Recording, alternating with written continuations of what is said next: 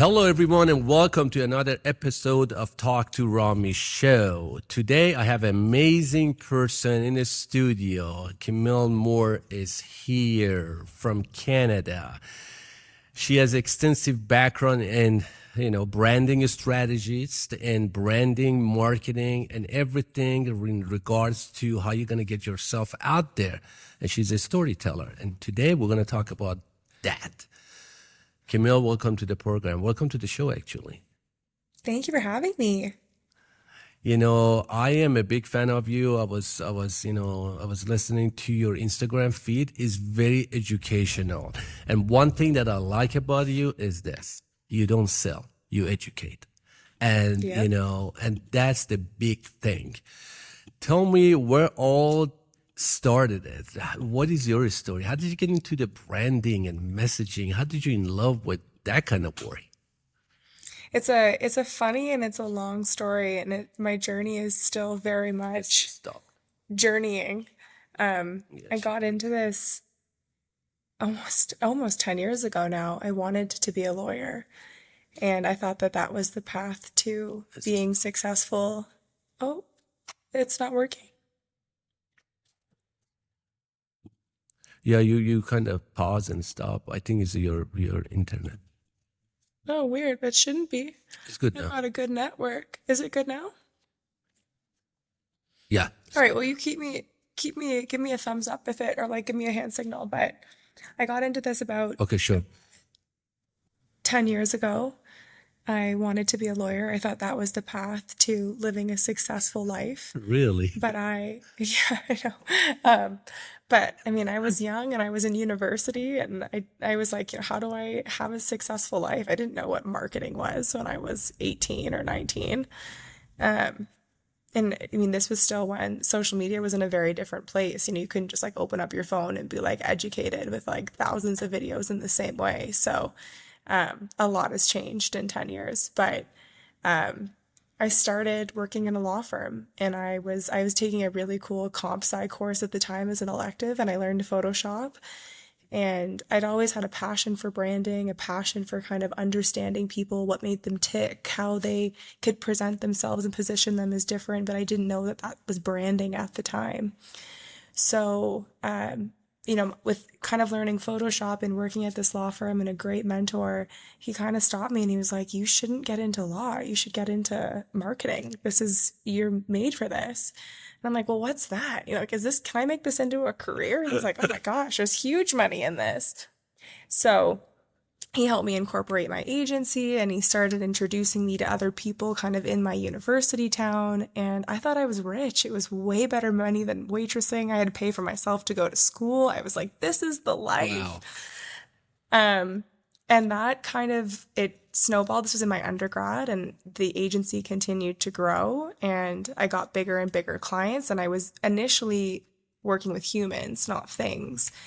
And as the business kind of continued to grow, I started putting out content. My mentor and business partner was like, "Stop telling people to create video. Like, create video yourself." And I'm like, "Oh no! Like, nobody's interested in what I have to say. I'm not an expert." I gave myself every excuse, and but I did it, and I'm so glad I did it because it started to go viral, and I started to build a community, and I started to get calls from the biggest companies in the world. And it's led me to building an agency that's international. I've worked across cultures. I've learned, inside the boardrooms of the biggest companies, and I just continue to give back because it's so rewarding to just be able to educate and to your point, not sell. So that is my story. This is amazing. This is amazing that you just said it. Do we all think that nobody's gonna listen to us? Who needs No, me? yeah. Who's gonna listen to my message? Who What am can I bring I? to the table? Exactly. Who am I? Until you do it and you see that The other people value. actually listening and enjoying your conversation, and then that's the time and said, oh, I did it. That's what And when it doesn't I was happen going right through the away. same thing. I said, Yeah. Yeah, exactly. And you have to really work it. Most of the people thinking that it's over the night success is not, is really not. You No. got to put yourself out there and you have to be vulnerable, be honest with you. You got to be vulnerable. Oh, You got to yeah. be out there. You got to tell the truth and you got to Yeah. connect with your audience. But I have a question for you because you talk about personal branding a lot. And this Yeah. subject comes up a lot in my conversation lately that do I have to build my personal brand if I'm a business owner? Like, what is the correlation between my personal brand and my business? I'm a Yeah. business owner. Who cares about me? What is your take on that? Oh, yeah. I mean, I've been saying this for, before the data was kind of there because like it made so much sense. A personal brand is like the best investment that you can make in yourself. On one hand, if you don't own your own business and you're an employee, like that is your net equity, wherever you're going to go in your career. Like this is how you build it up. This is how you show your worth. This is how you communicate to people because your consult or your job interview is happening without us meeting, right? Like you've watched a bunch of my content online. You've gotten to know me before we could get to know each other. But when you're a business owner, like it's non-negotiable because people don't follow businesses, they follow people. And you've seen this really start to change in the past year where businesses don't really have a place on social if you're not being raw and showing behind the scenes. Like CEOs are becoming the arm that's selling and marketing their business because nobody wants to follow a business on Instagram. And we've seen this for a while, like there's perfect examples of like Elon Musk and Richard Branson Yep. and Steve Jobs and Gary Vaynerchuk. Like we know it, but people don't think they're a Steve Jobs. So they don't put themselves into the thinking of like, I need a personal brand. But 2024, like influencers are out, educators are in. And if you're not educating for your business as the subject matter expert, you're not going to win. Like I'm getting approached by executives. So I'll work for the company. Like for example, I do a lot of work in like beauty and medical technologies. And I could work with like selling, let's say the device, like the facial device or the Yeah. injectable. But because influencers can't, like, they can't speak on the science, like, they can't speak on, like, how well it works and how different this technology is. So what these med tech companies are doing is they're like, shit, like, we need to invest in our C-suite team to be speaking about this on LinkedIn, at conferences. So because they can speak on it in a way that's more interesting, more eloquent, they can show the behind the scenes, they can show how they develop this product in a way that's it gets the sale done. It's not an influencer being like, hey, this is me and my injectable. It's me saying like, this is the science.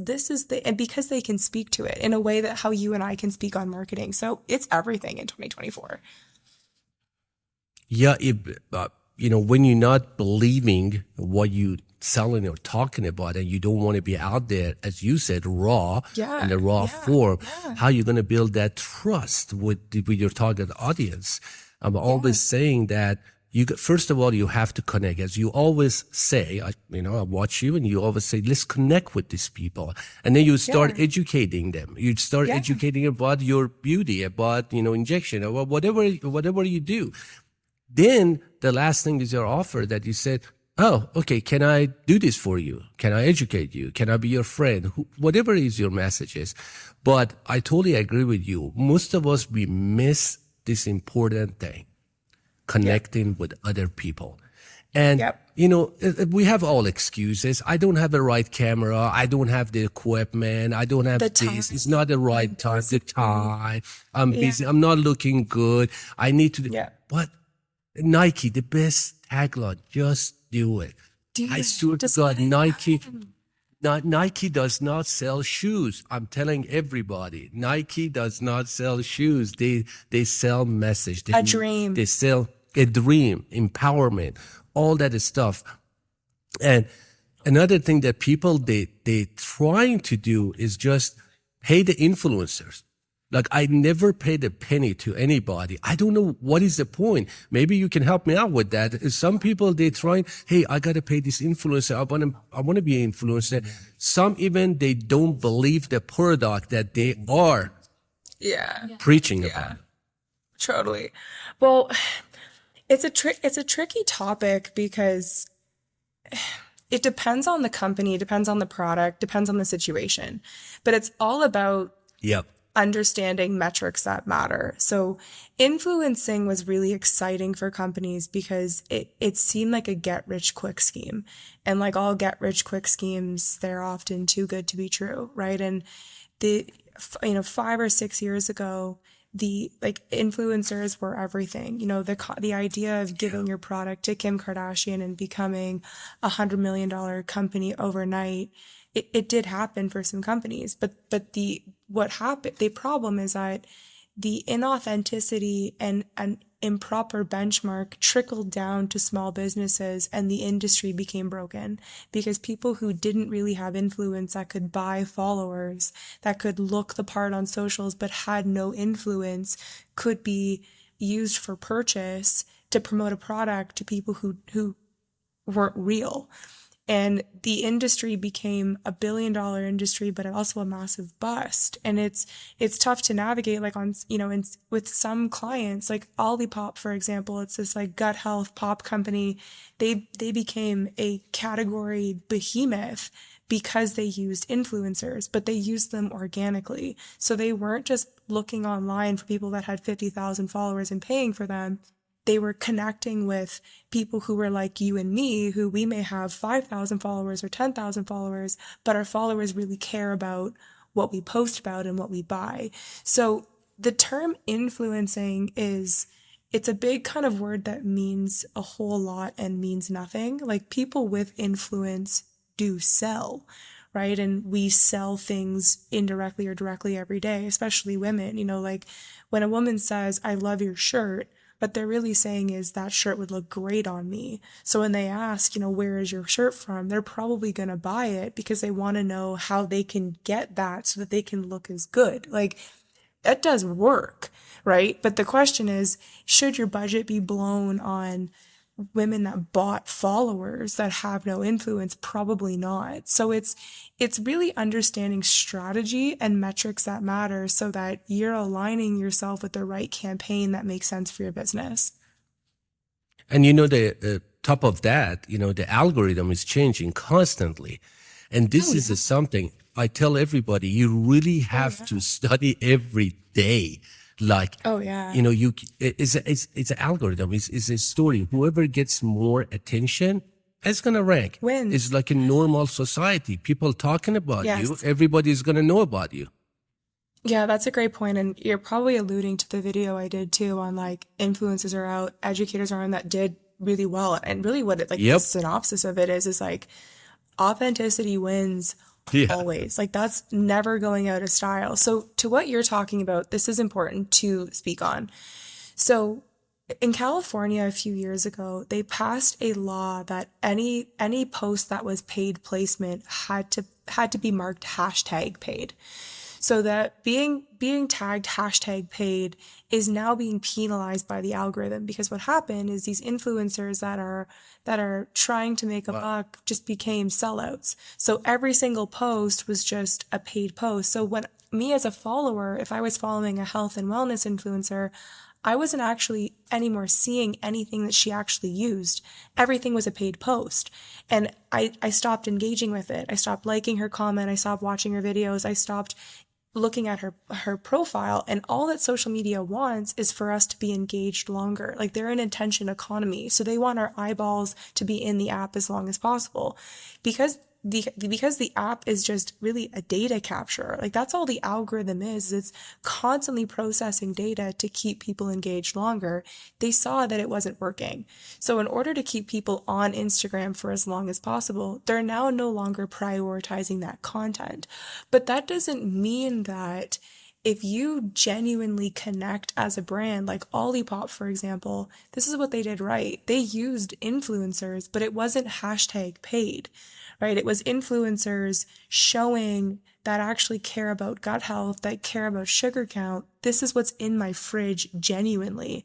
And that still matters. Like you still want to look at a fitness account and get tips and tricks on like how to get the best results. Like if it's authentic, it's going to work. But just paying people to post about your product as a veiled ad, it's done. Like it's dead. So like that's where you're gonna get penalized is in the ad space, being veiled as an ad. Basically, running ads right now is not going to be as effective that it used to be, right? And as you saying, the more engagement you have with the audience is going to help. The better. Well, and also too, like it's that, again, it's just like authenticity. Like if you see someone that does like 10 posts and they're all hashtag, like there's just a way of seeing it. Like it makes perfect sense. If I just had a photo on my Instagram, if every photo is like me behind the scenes at photo shoots or like smiling with my friends or with my new dog, and then I put a post of like just a sunscreen, you know, sitting on my vanity. And I'm like, love this sunscreen. It's full of vitamins and good and it's like an ad, like it's going to kill my algorithm because anyone that's following me doesn't give a fuck about Kula being on my feed, right? So that's kind of where it's just like, use your brain. Like it's authentic. It's authenticity sells, authenticity wins. If your brand is only focused on ROI, and that's a huge thing. You see it too as an agency, the ROI police. You know, what are we going to make on this investment? I don't want there to be any risk. I want it to be so controlled that it looks like an ad. Well, because you're controlling it, you're going to get a controlled outcome and it's not going to work. So like, it's working with the times and seeing that social media is like authentic. It's livable. It's breathable. It's meant to be where we want to spend our time. And why do you think people, they don't want to be who they are? What is that? What do you think is that? Like, oh, I mean, I think it's like if you don't want to be yourself, why you want to be out there? I mean, I think on one hand, influencers, it became such a sexy profession that seemed almost that it required no work, that a lot of people were drawn to it, and it killed the industry. Like the top influencers or creators like Mr. Beast, like it's beyond a full-time job. It's exhausting. Yeah. Like it's I know one. Yeah. It's all in. And so a lot of people were like flocked to it that wanted the benefits of it without actually really understanding what it entailed. And I think when you're asking the like, why are you doing it? It seems so easy if a brand's like, hey, I'm going to pay you $5,000. Will you post this under our kind of controlled like metrics? And what they don't realize is like they've sold their soul. Now their profile isn't worth anything. It's not going to get the same engagement, and it's going to be very hard for you to build back that trust and credibility. So I think a lot of it just came with learning, and us like the digital landscape is still very new. You know, the rise of TikTok stars, like we're talking since COVID. Like this hasn't been, you know, like when we talk about branding and we can go back to the 40s and 50s and analyze ads, like because a lot of it was new and you can make a lot of money quick because brands are like, we need access because no one's watching TV. Billboards don't work like they used to. How do we get in front of our customers? We need to have a bigger quarter. They were just throwing cash around. And there wasn't a lot of thinking that went with it. So I think that a lot of the problem is on the brand side. When you're going to throw around cash and not be thoughtful, people are going to take it and not be thoughtful. Yep. And, you know, these days, everybody thinking, this is what we get at the agency. We have clients that come to us and they say, well, I want you to manage my social media. Just post for us. I said, doesn't work like that. It doesn't work just put a pre-picture or this and use a hashtag. You have to engage with your audience, like talking to somebody. You gotta gain that trust. You gotta build that trust. You gotta respond to all the messages. You gotta engage with people. You can't, it's not a blind date. You gotta go and do your part. And we don't work with them. And they are wondering, why you're not getting my account? I said, because we're not gonna help you. I'm sure you had that experience. Oh yeah. I mean, it's funny. I feel it's for me it's more like they think we're magic workers, like make us viral. Just do what you do on socials for us and like make us a whole bunch of money. And I'm like, no, when you outsource it, you pay the price, like it it's so frustrating, but it also allows, I think, bad actors to enter into the industry and take advantage of it, and it ruins it for people who are strategic thinkers like the two of us Amen. because such a different message than they're so used to getting, and it's very difficult when there's very few of us that are very thoughtful in how we communicate about really something that controls, like, marketing and branding is everything. It's everything. And it so much lack of thinking goes into it, which is crazy to me. Yeah, a lot of businesses, they have the sales, and then when you talk to them, say, "No, I don't need any marketing. I got my clients." And I said, "How long that's gonna last for you? You got to be out there. If you're not out there and talking and actually educating people about yourself, Yeah. about your product, it's not gonna last that long." And we have people coming here in our studio and CEO levels, and I ask them, "What is your story?" They don't know. And say, "How are you going Yeah. to run your business? How are you going to tell the story of it? This is amazing." Oh yeah. I mean, that's a whole other kettle of fish. The problem of story. I mean, it's so funny. I'm right now going through the process of writing a book, and I've been interviewing on my podcast a lot of the top authors in books that I've written, that I've read and I look up to, and I've been asking them, like, what is a brand to you, and like just kind of understanding their difference in approach to brand and What they story. say. And I've had, a brand is the lack of anxiety. I had that from Rory Sutherland, the author of Alchemy. I had from Bill Schley, a brand is a a brand is everything but your name. It's the story that it's attached to it. I've had a brand, I got to think about I mean, I've had so many different definitions of brand, which is so interesting, but you're so right on the story piece. I tweeted about Disney the other day, and I got to pull up what the tweet was.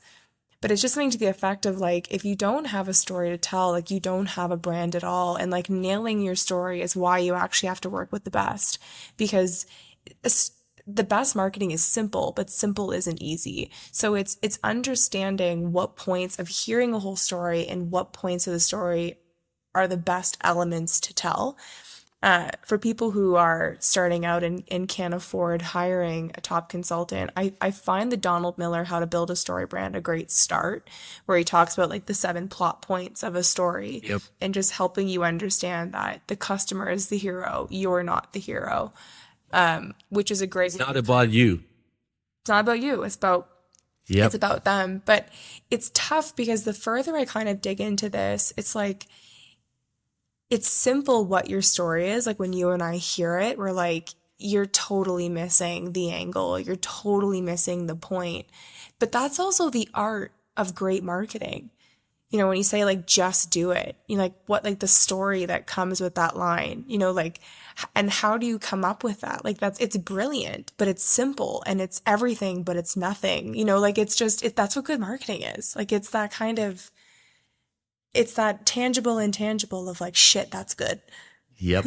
Yeah. I love it when you said it's everything but nothing. I had a dear friend. He said, "Why don't you want to tell your stories in LinkedIn?"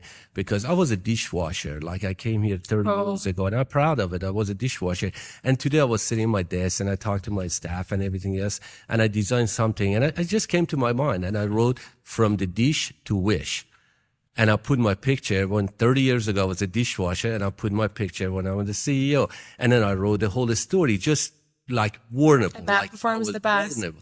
I swear to God, it was like I threw out my heart and I say, "Guys, this is me. Look at it." And I'm grateful for this. I'm grateful for that. I learned so much and everything else. That was the best piece of the content I personally did. And I loved it because, Source that. yeah, but it's just you. It's you. And I'm not going to hide behind it. Yes, I was a Yeah. dishwasher. Yes, I have an accent. That's Yes. nice of you. It's just, and I cannot hide that, and I will never ever hide that. It's just we all have stories that we all can learn from one another. Yeah, agreed. Stories actually Agreed. build the digital foundation. Agreed wholeheartedly. I mean, and I love that you said that because people want their story to be perfect and they don't realize like Oh my God. the imperfect is what we connect with more, right? Like I look at you and I could assume that you came from a wealthy, a good family. You were kind of handed an agency. And you could think the same for me, but like to tell your story, to be raw, to be vulnerable, like it allows people to open up and connect with you. And that's what sticks, right? When someone talks about you to somebody else, they're like, yeah, this guy built this kick-ass 8-figure agency. They're absolutely killing it, has a #1 podcast in the category. And you know what? He started as a dishwasher. He came here 30 years ago. But like that rise to riches, like that's what sticks with people. Like that's what people tell. Like they don't say, oh yes, I met this really interesting marketer. She had great things to say. They're like, I met this raw, bold, unapologetic marketer. She knows she's blonde and she drops F-bombs. Like she was crazy cool. But like Love it's it. being not perfect, like that's Yeah. what sticks out. Yeah, somebody actually, we were in the South by Southwest here in the event for all the venture capital, and they were serving French fries, and I was eating French fries with the mayonnaise, and then he said, "Why you love French fries?" I said, "Dude, one day, this is many years ago, I could not buy a French fries," and he said, "What? I don't get it." I said, "I was that poor. I didn't know to should buy a French fries or put the gas in my car." He said, "That's why Wow, you love French fries?" I said, "Yeah, that's what I love French fries." that's awesome. It was so funny and he couldn't believe it. I said, "That's me, dude. That's me."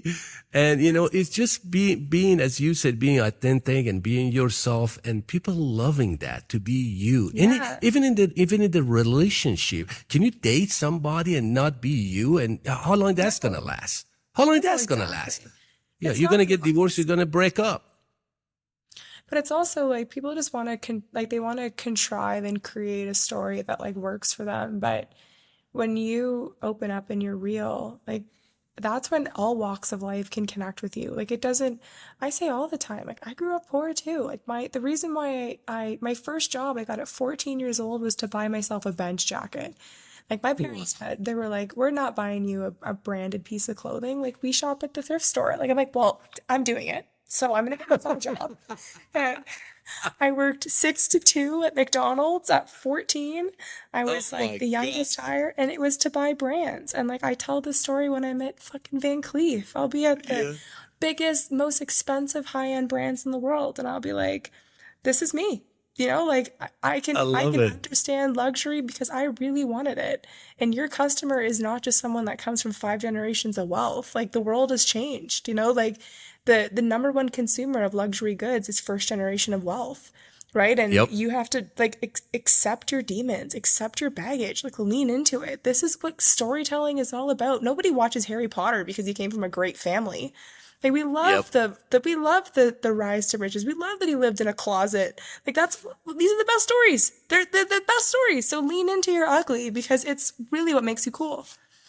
Yo, I had so many guests in my show, actually in the studio on the camera. Actually, they came to Austin, and from the Playboy bunnies to the drug addict that they quit and everything is, believe it or not, Camille, they were so vulnerable, and I loved it. And those shows, those episodes got the most Do the watch. best. And then people, they called me, they messaged me, said, I really, resonate with that. And oh my God, I'm going to talk about my story because my story might help somebody else. Actually, you motivate Nobody cares about others. boring. Yes, like nobody wants to listen to you be fucking boring. Like it's like next. Like think about even like what sells on tabloids. Like it's the headlines, it's the gossip, it's the fallout, it's the rebuild. It's just simple. It's simple. Like we want the vulnerable. And simplicity is always work. I don't know why we make everything so complex. I don't know Oh, yeah. as a human what we do that. Everything, I think, as you said, is everything is simple, perfect but not perfect. We are who we are, and we gotta put ourselves out there as who we are, and the Yeah, ugly side and the good side, and it all comes together. Not all the we are the agency. We tell everybody that. What is your story? Tell me the bad ones. Tell me, what happened. And then when you go and dig those stories out, and it will help you to build the brand around it and help them out to totally. get where they to where they want to be. Yeah, I think we started complicated marketing because digital feels complicated. And Yeah. in many ways it is from a tech standpoint. Like the thing that's kind of weird about digital is nobody knows what they're doing. Like there isn't a playbook that comes from the internet of like here's how to make millions of dollars. And I think that is really daunting and overwhelming. It's also very exhausting. Every platform has its own demands. No strategy, there's no two strategies that should be the same. Like it should be Yep. customized for your business. And then to add on top of that, you have different generations that were introduced to technology in different ways. And a lot of the CEOs of these big companies, they're not millennials. And technology can feel very scary, daunting, and overwhelming if you're 60.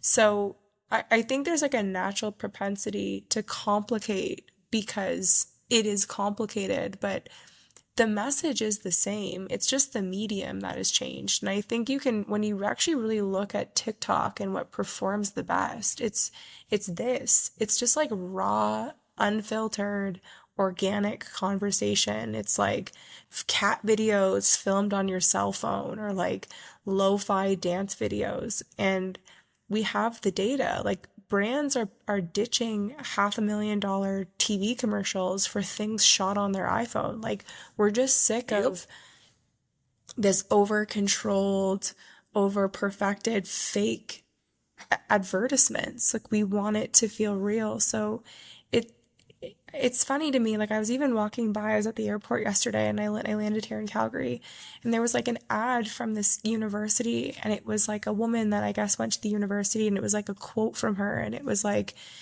choosing this university like helped me feel empowered and it was this whole quote, but like there was no so what to it. Like it wasn't explaining like why the university is better, like why I should choose it, what options she had to face, how she's using a word like empowerment. Like it was just, it took too many calories to break it down. And I didn't leave walking away from that ad feeling like I'm learning anything about the university or me wanting to choose the university. And someone has come in and has sold them that this like empowerment and diversity and inclusion matters and in a way it does, but it not at the expense of you like literally wasting the tens of thousands of dollars you're spending on Mm. this billboard in an airport. Because I can't tell you one thing about this unit. I can't even tell you about the program.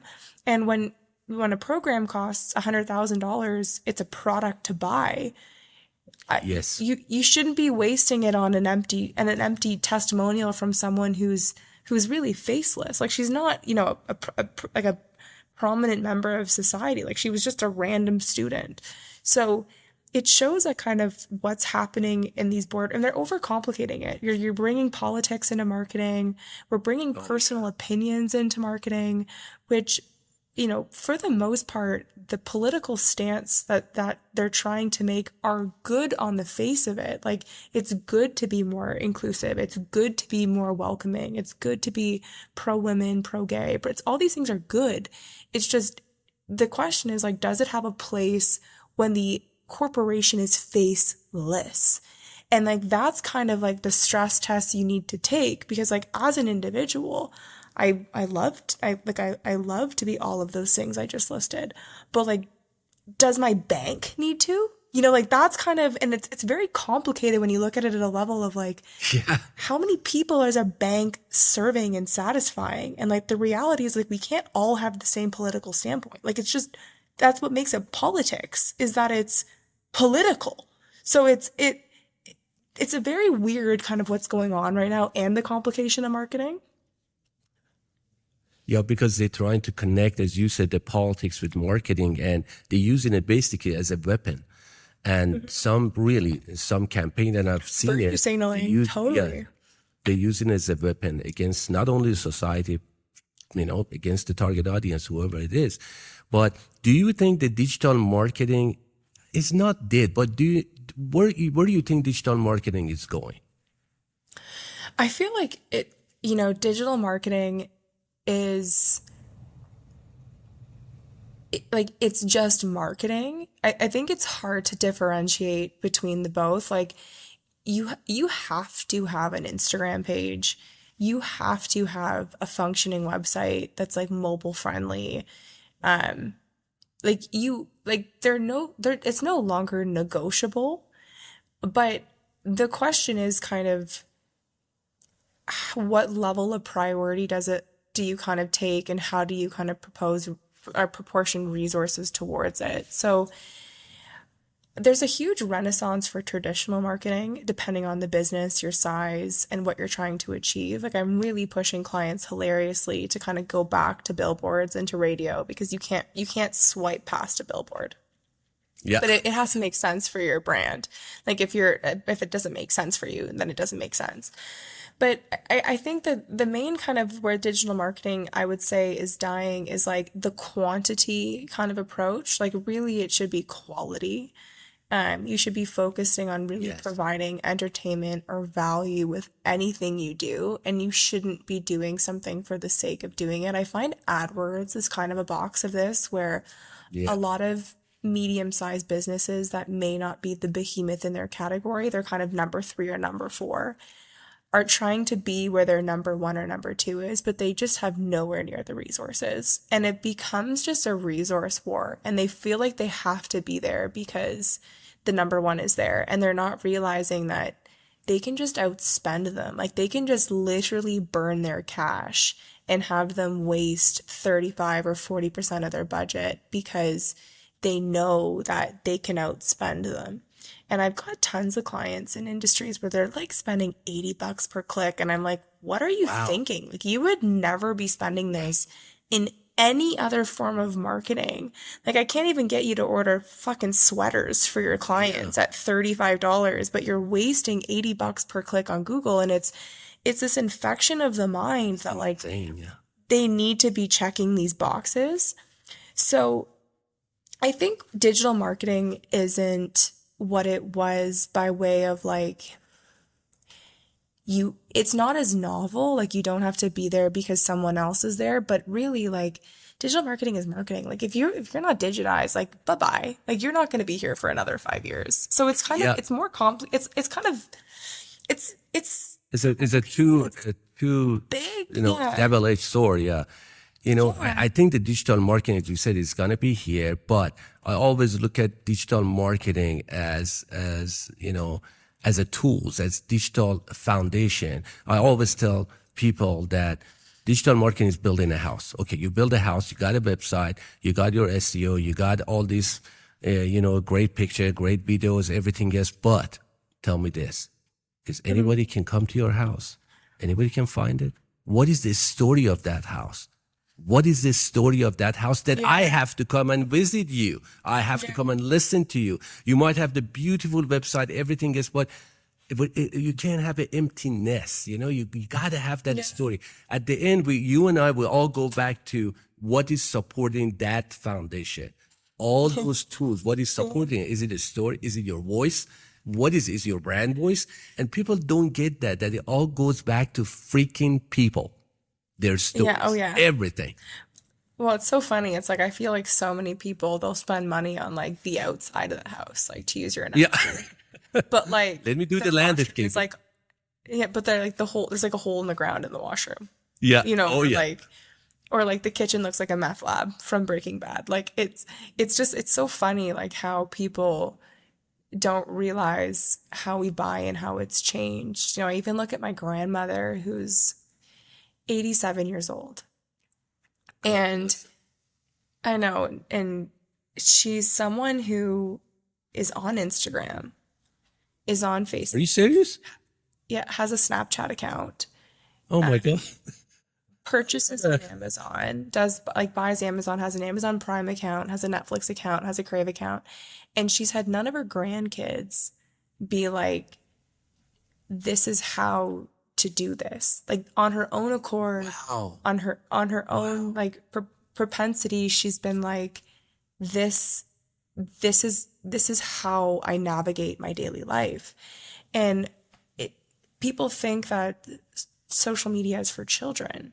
And majority of my business comes off of TikTok. And I would say the average client is over 65 because they're putting time in on TikTok because they don't want to become outdated. Or maybe it's even if it's over 50, like these are older clientels, and I'm putting up my air quotes. This is an older clientele that's putting time in every day on TikTok because they know that TikTok, one, it's a really easy way to consume information, but two, they know that TikTok is where everyone is and they don't want to be left behind. And our buying, like how the average person buys has changed. So when you talk about like this is the house you're welcoming people in, like my grandmother at 87 is, if you're not on Amazon, like you're missing out on sales. She's also someone that's probably going to check out your Instagram account. If she's going to go to you for your chiropractor or for like she does telemedicine, and this is someone who's like, she was like born in like the early 1900s. Like she's someone that's She's seen, my hero. My God, no, she's my she's a hero. G. But she's a Oh my G God. without even like realizing she's a G. Like I don't show up and be like, hey grandma, like we're gonna learn a new program today. It's gonna be called TikTok. Like I show up and she's like, hey, so do you know that Amazon does these great add-ons where once you've ordered, you can just add on this page and you can get like the, and I'm like, no, how do you know this? And she's like, well, I've got nothing but time. Like I sit around at home all day on my iPad, and I'm like, wow. And like, and I'm someone that's in marketing and I'm not You even have to sitting hire down there her. teaching. No, I know. She's like literally, and so where I'm going with this is like it's changed. Like our buying has changed. It's And like if changed. you're not updating your shit, like you're gonna be left behind. Like whether you like it or not, the world has changed. And it's so funny, like every iteration of technological progress, there's always the like people who are like, oh, this is stupid. We're going to go back. I'm like, no, we're never going to go back to horse and buggy. We're never going to go back to like No. not having the most powerful computer at our fingertips. Like, you are mistaken. And like, please start writing your death wish because like this is bankruptcy. Like, you're not thinking clearly. It's not going to work. And it's constantly changing. Like, I don't carry business card anymore for like more than years, and everything is in my rest. And then when I go over there, I said, okay, tab it. And I said, what? I said, in my LinkedIn, if you need anything, just reach out to me. And all my stuff is here. Nobody actually exchange business cards anymore. And if somebody give it to me, said, I don't know what to do with it. Just find me, just type my name. You can find me. And if you Google need me. anything, Yeah. yeah, Google me, I'll be there, and I'll help you. I totally agree with you. The time is changing.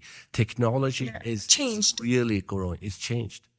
It's Yeah. changed. It And changed. Yeah. yeah, it's changed. And then, it's growing so fast, like with the, rise of AI and name it, that's a different Oh story. my But God. it's just, oh my dear Lord.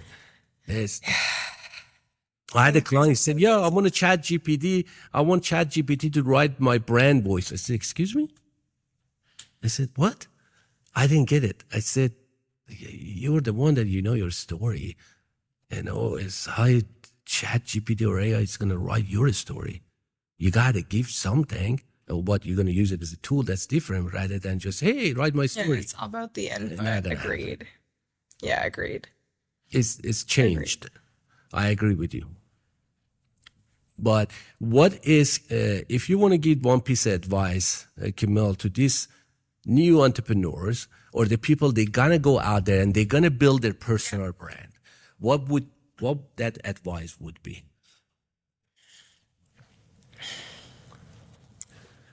One piece of advice. Well, the one piece of advice is just do it. Like, stop the anxiety thoughts and the deprecating self-talk that's going on in your head, and just like get over yourself. No one cares more about you than you do. And it it sucks. And the reason why it sucks is because it's worth it. If it was easy, literally everyone would be doing it. So get ahead of your competition by doing it now.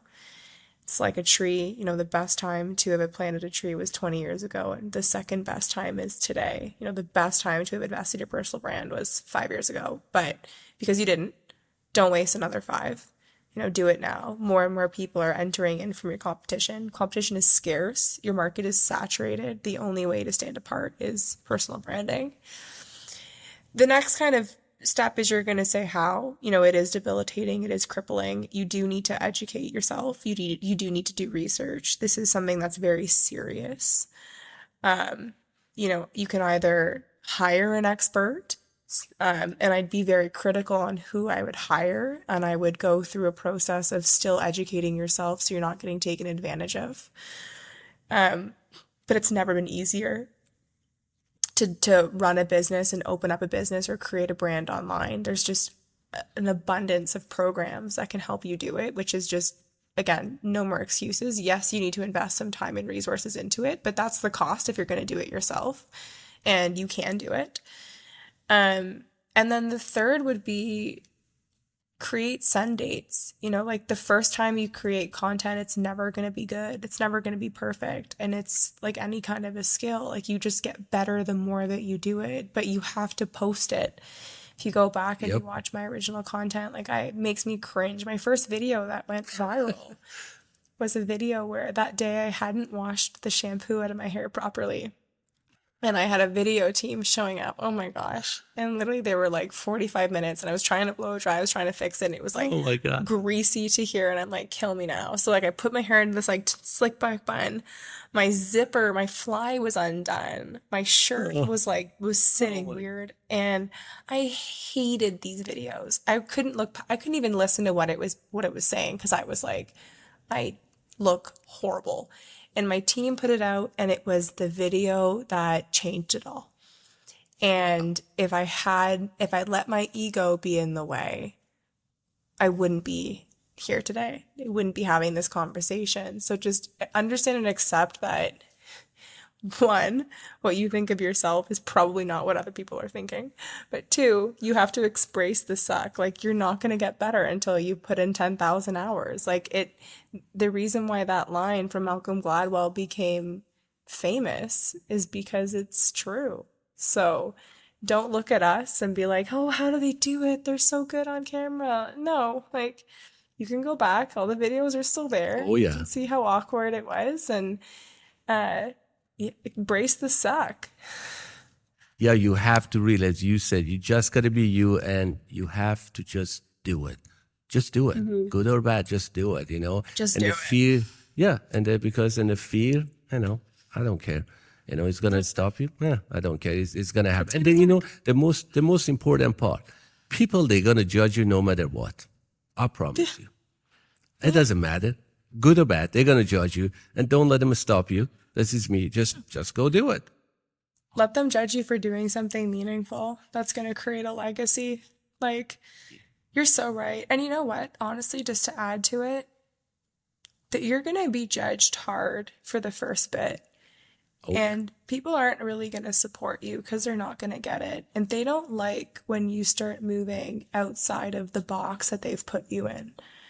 And once you really start seeing success, and once you start and they can see it, there's a moment when they're on your bandwagon, and they're like, oh my God, this is great. You're killing it. You're doing awesome. And they come out of the woodworks. And once you get to that point, there's a certain level of fuck you confidence that you really can't get until you've gone through it. But remember this. And remember that initial judgment, that initial embarrassment, that initial where you're really looking for that support and confidence and you're not getting it, you're onto something. You're doing something worth doing, because you're outshining, and people want to keep you down. They want to keep you in your box. They want to they want to be able to compartmentalize and have you there for them. So move past it. This is your year. Take note of this and come back to this and let me know when you get to that point, because I'm here for you. Yeah, that's the great advice. And then get punching, get it stronger. Just punch me. Yeah. Come on, Just just keep bring it punching. on, baby. Yeah, keep punching. Yeah. But Camille, thank you Punching. so much. I know you're on your vacation, and thank you. I really appreciate for giving me some of your very, important time of your life right now. You're in vacation, as I said, and thank you. I really appreciate it. That means a lot to me. And now I have another great friend in my circle that I can message and I can ask questions. Oh yeah. That's I mean, that's the amazing. beauty of the internet. We're connected, we're friends. I'm so happy to be here. I'm so happy we're connected. I love the internet. It's a beautiful place. Yeah. Hopefully one day you'll be in Austin and we can chat. Can't wait. Yeah. Thank you, Camilo. You have a wonderful day, dear. Thank you so much. It's so lovely to Thank connect. you. Have a It good was so, Goodbye. you too. Goodbye.